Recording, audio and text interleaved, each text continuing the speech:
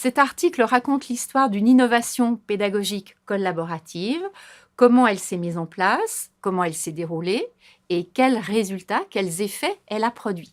Alors, des effets produits auprès du public étudiant en termes d'apprentissage transformateur et les effets auprès des enseignants-chercheurs, des deux enseignants-chercheurs impliqués, tous les deux passionnés de pédagogie.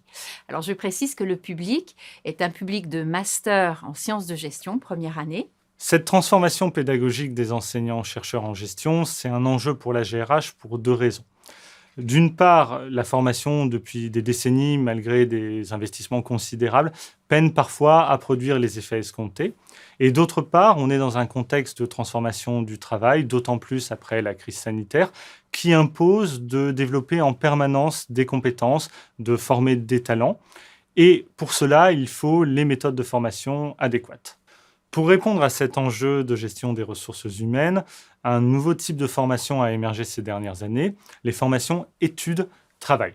Ces formations, elles associent la formation en contexte académique d'une part et la pratique professionnelle d'autre part. On a des étudiants qui sont aussi des salariés. Ça permet d'avoir des talents qui développent des compétences qui sont adéquates pour le marché du travail, d'avoir des salariés qui sont fidélisables pour les employeurs. Et ça nécessite aussi d'avoir des méthodes pédagogiques adéquates parce que les enseignants-chercheurs deviennent des formateurs académiques. Or, les méthodes pédagogiques qu'ils utilisent le plus souvent, par exemple le cours magistral qui consiste à transférer un contenu d'un expert à des apprenants, ces méthodes ne sont pas forcément les plus adéquates pour obtenir les résultats escomptés. Par conséquent, il faut que les formateurs académiques, les enseignants-chercheurs, développent la maîtrise de nouvelles pédagogies. Et dans cet article, on s'est intéressé à cette question. On a cherché à savoir comment les formateurs académiques pouvaient apprendre à maîtriser de nouvelles pédagogies. À l'origine de cette innovation, il y a de nombreux échanges informels entre deux enseignants-chercheurs qui ont l'habitude de travailler ensemble et qui vont partir d'un cours existant. Enfin, en réalité, il s'agit d'un cours que je réalisais depuis plusieurs années auprès de ces étudiants. Et comment ce cours va, tout au long du processus, être transformé en s'appuyant sur la notion d'œuvre d'art. Et en ayant recours, compte tenu de notre public, nous avons privilégié dans les œuvres d'art les fictions cinématographiques, et en particulier Le discours d'un roi ou bien Les temps modernes de Charlie Chaplin.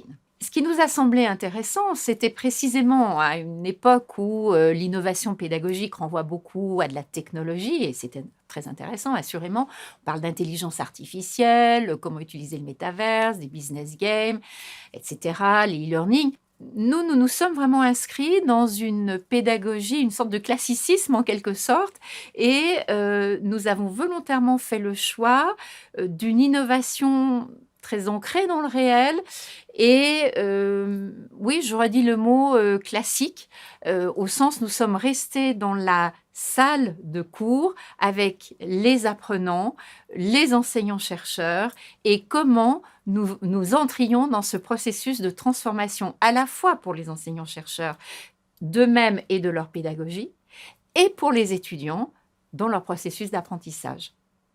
Alors, pour étudier ce cas, qui finalement est un cas de transformation pédagogique d'enseignants-chercheurs, on a utilisé une méthode qui a un potentiel pour les sciences de gestion et en particulier pour la gestion des ressources humaines, mais qui est assez originale.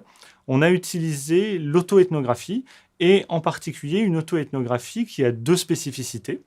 Elle est analytique, c'est-à-dire qu'elle vise à théoriser un phénomène et elle intègre les autres, pas uniquement les pensées du chercheur. Et elle est collaborative, puisque nous étions deux enseignants-chercheurs. Donc, on a essayé de construire cette analyse de façon collaborative pour aboutir à des résultats qui soient concordants et sur lesquels nous étions d'accord. À partir de cette méthode, on a pu collecter des données qui sont de différents types, des notes de terrain, des photos, des vidéos. Et ensuite, on les a codées, on les a analysées en essayant de les théoriser de façon croissante à l'aide d'un cadre conceptuel particulier.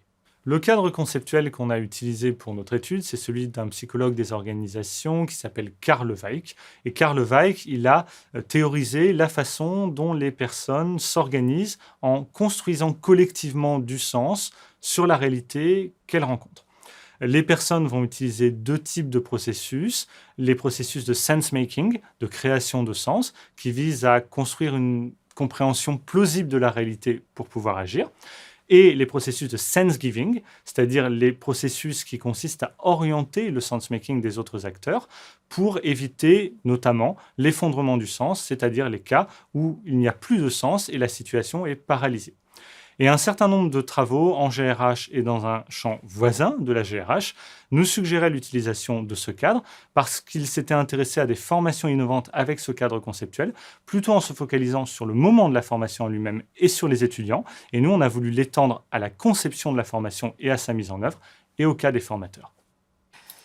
Alors, les résultats mettent en évidence d'abord ce processus de co-construction. Co-construction du cours entre les deux enseignants-chercheurs. Et là, on sort du schéma classique, sorte de schéma du télégraphe en quelque sorte, où il y a l'enseignant qui émet, qui transmet au public, aux étudiants.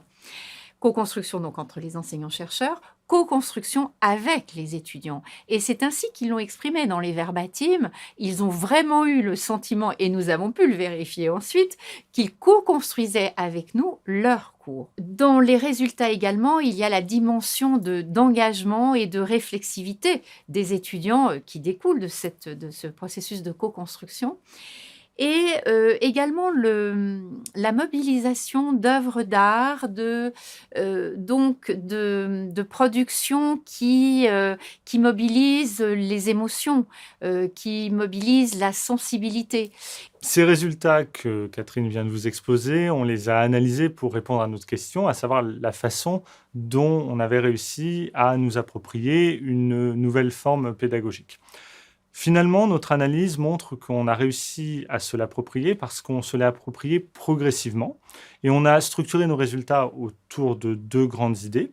La première, c'est qu'on a choisi la méthode pédagogique, on l'a choisie de façon collaborative, en prêtant attention à ne jamais retenir une forme qui n'aurait pas convenu à l'un ou à l'autre. Et on a aussi choisi une forme d'enseignement. On est resté dans le domaine de l'enseignement. C'est toujours un cours. Ça, c'est le premier volet. Le deuxième volet, c'est qu'on a aussi permis à notre nouvelle forme de se stabiliser en termes de sens, puisqu'on est dans les questions de sense-making. Et pour cela, on a profité d'un sense-making conjoint, c'est-à-dire un sense-making qui est fait entre enseignants-chercheurs, mais aussi avec les étudiants. On a aussi intégré le sense-giving, c'est-à-dire les tentatives de diriger notre sense-making, mais uniquement, par exemple, quand il était concordant. Quand c'était divergent, on a choisi de ne pas le retenir. Et puis, tout ça nous a permis d'éviter l'effondrement du sens, mais aussi de nous approprier progressivement cette nouvelle méthode, de la stabiliser. Et c'est ça qui nous permet aujourd'hui de continuer à l'utiliser.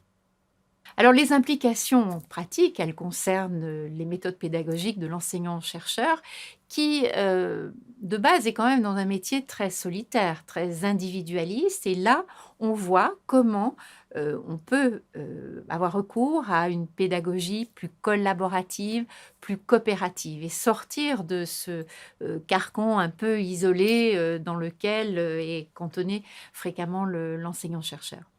Les implications pratiques, c'est aussi pour nos étudiants en sciences de gestion, à l'heure où les entreprises demandent des soft skills, des compétences relationnelles, des capacités à être dans l'empathie, des capacités à être dans la collaboration. Et Dieu sait si savoir travailler en équipe est quelque chose d'important.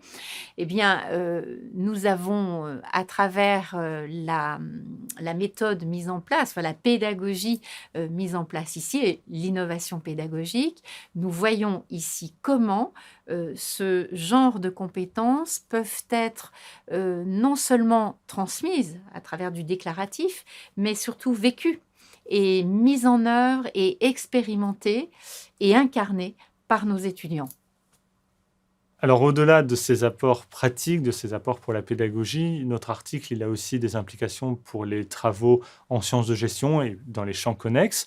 Et globalement, la principale contribution de notre article, c'est de clarifier les facteurs de succès de ces nouvelles méthodes de formation qui permettent de contribuer à ce renouveau de la formation que les formations études-travail ont voulu entamer.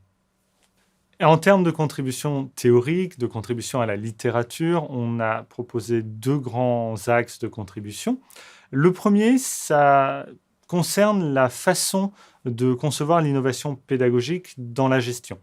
Ce que notre article met en lumière, c'est la question de l'appropriation des innovations pédagogiques par les enseignants-chercheurs, alors que jusqu'à maintenant, les travaux existants tendaient à plutôt se focaliser sur l'outil, la bonne conception, la bonne utilisation, plutôt que l'appropriation. L'autre élément dans ce volet qu'on met en avant, c'est une façon de travailler avec un collectif pour aboutir à des pédagogies innovantes qui soient pertinentes. La littérature tendait à mettre en avant l'utilisation d'équipes plutôt riches en compétences, par exemple avec des ingénieurs pédagogiques qui apportent leur expertise. Nous, en contraste, on a tendance à proposer une équipe très resserrée d'enseignants-chercheurs qui se connaissent bien et qui vont pouvoir essayer, échouer, recommencer pour, au final, produire cette innovation qu'on peut s'approprier parce qu'elle nous correspond. Le deuxième volet d'apport, il concerne plutôt les éléments théoriques. D'une part, on montre que le cadre conceptuel de Weick peut être utilisé pour analyser des formations innovantes, mais pas seulement la formation en elle-même, également sa conception, et pas seulement les étudiants, aussi les formateurs.